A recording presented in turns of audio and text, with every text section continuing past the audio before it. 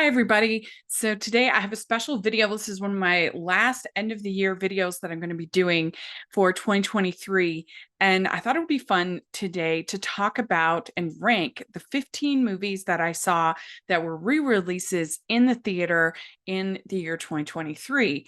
And these came through a number of different sources. We had the Disney 100 re-releases that were a lot of fun to see in the theater. There's also the Fathom events and a couple other series that are local. There's a theater called Maven Cinemas, which I am really, really excited about. And then I'm going to be continuing to try to see as many movies in that theater as possible going forward. There's also a series called the Megaplex Silver Screen Classics series. And there is Fathom Events that host classic films as well. So through all those, I ended up seeing 15 films that had previously been released in the theaters. And there were a couple other things as well that I'll talk about. But obviously, if you are being re-released, you are a film of some kind of acclaim or standard. And I'm not going to be interested really in seeing a film that's bad from the past in the theaters. And so all of these are really good movies, or they wouldn't be being screened again. And they've all held up and have fans. And so I'm really nitpicking when we're talking about ranking these, and they're all films that I love, or for the most part, why would I see them again? So let's talk about it. 15 films. So let me know what your ranking of these films would be and what films that you saw in the theaters that have been previously released. I would love to hear your thoughts. At number 15, I have The Phantom of the Opera, and I saw this on New Year's Eve. It was super fun. We dressed up, we had masks, and got to see this movie. And I don't think it's as bad as people make it out to be. I think it's a pretty decent translation of the musical, with some pretty good bops and some big spectacle numbers. The downside to this movie is that the singing isn't that good. Emmy Rossum's pretty good, and Patrick Wilson is all right, but especially Gerard Butler, I don't know why they picked him to be the Phantom. I mean, I know he's a star, but still, there's so many stars that can really sing. I don't know why they picked him, but it's still overall, I think, a little underrated. I had a great time. It was such a fun way to ring in the new year. So, but it's still number 15. Number 14, I have The Natural. This is part of the Megaplex Silver Screen series.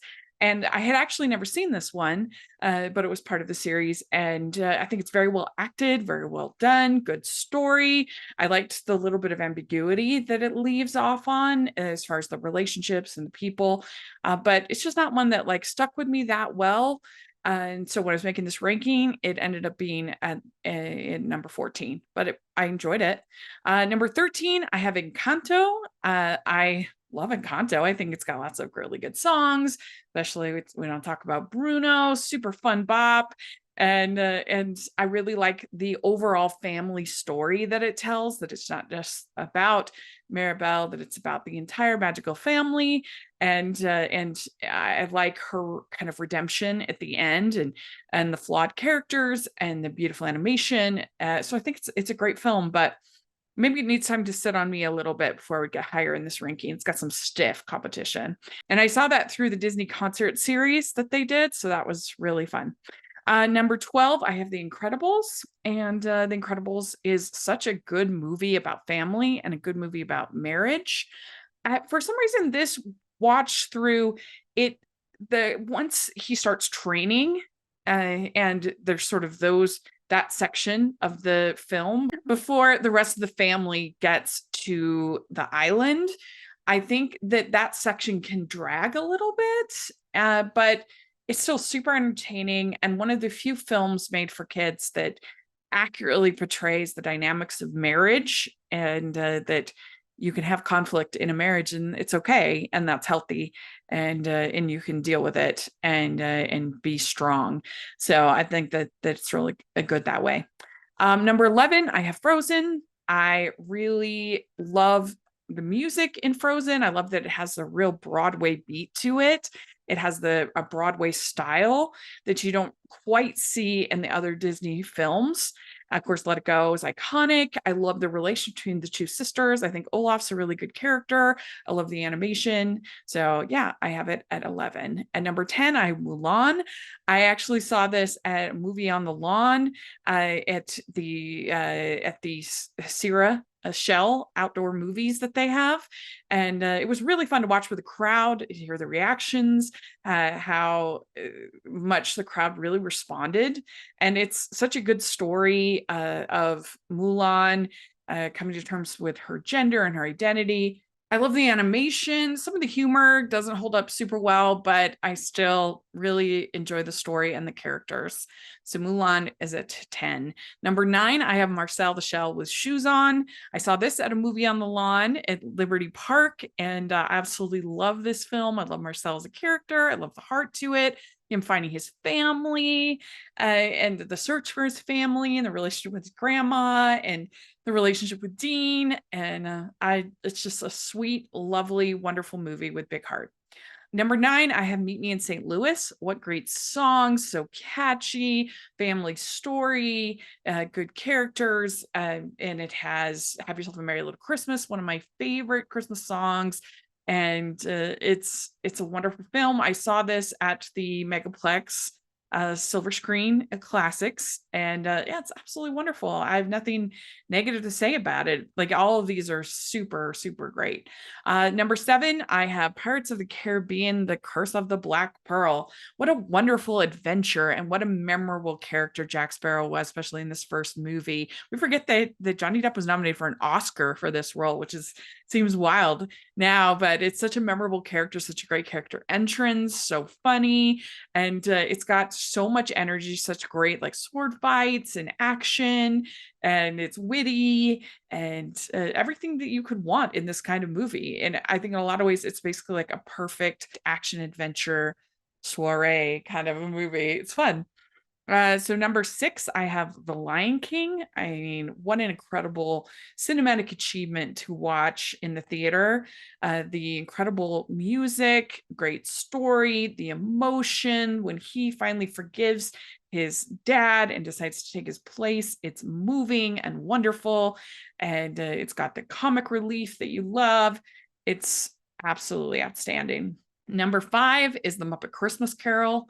And this was at Maven Cinemas. I absolutely love what they're doing there. This was so much fun to go to a sing-along and be able to sing your heart out, great songs. And it did have the correct version of the movie.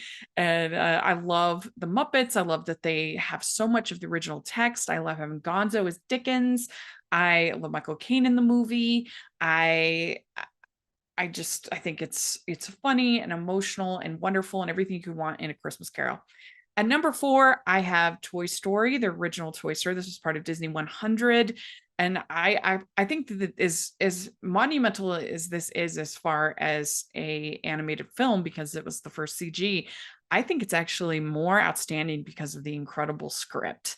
The way that the relationship between Buzz and Woody builds, and that growing animosity that Woody has, and it's like bubbling up until it explodes. And of course, he does something he regrets, and then he spends the whole rest of the movie getting up to that point where he says, "You are a toy. You're an action figure."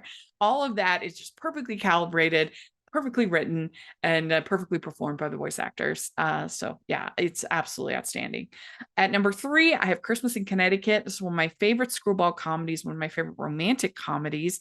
I love the like layers of lies that it just keeps building, and as they keep trying to justify what they're doing, and then they have to add another lie and another lie, and it's so funny.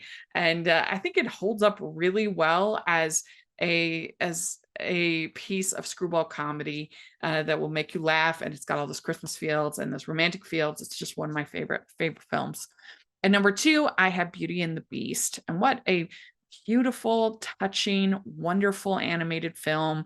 The relationship between Belle and the Beast, and how that grows, and there's forgiveness and love, and learning to see past the Beast and see the good and him seeing the good as well, and both of them coming to love each other, and the beauty is found within. It's gorgeous. incredible songs, incredible animation, and one of my all-time favorite movies, and it was a joy to watch in the theater. And my number one rewatch revival that I saw, previously released film that I saw in the theater in 2023, it's got to be Jurassic Park.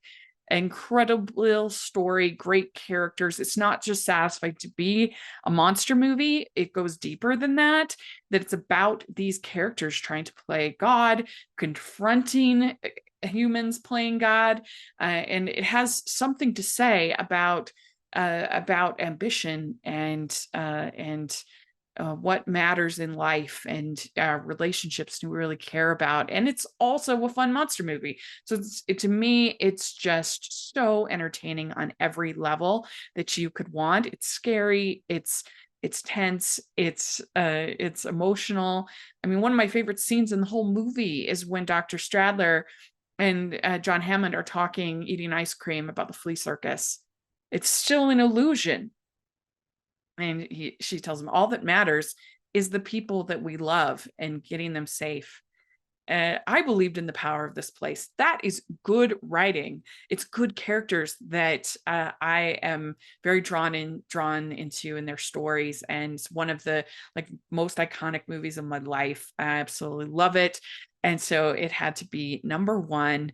But these, like I said, it wouldn't be in this list. It wouldn't be replayed if it wasn't a good movie. So let me know what you think of this list. I would love to hear your ranking and what movies you saw again in the theater that you saw that had been previously released. I would love to know what those are in the comment section or on Twitter. And you can find me at Rachel's Reviews all over social media, iTunes, YouTube, and on Rotten Tomatoes. So check that out. Also, make sure you check out on rachelsreviews.net. I do the Blind Spot series every month where I try to see a film of some kind of regard that I've never seen before. Check off some blind spots, and I'm about to be at my 100th blind spot review. So definitely please take a look at that. And also check out the Patreon group. I do every week an AFI Passions selection, and really enjoy getting to do that. So please check out that, plus the many other benefits of being a patron. I also have the merch store, your hashtag Animation Junkie shirts, and other designs. I think you'll really enjoy that. And if you are watching on YouTube, please subscribe and please like this video. I would really appreciate it. And thanks again, and we'll talk to y'all later. Bye.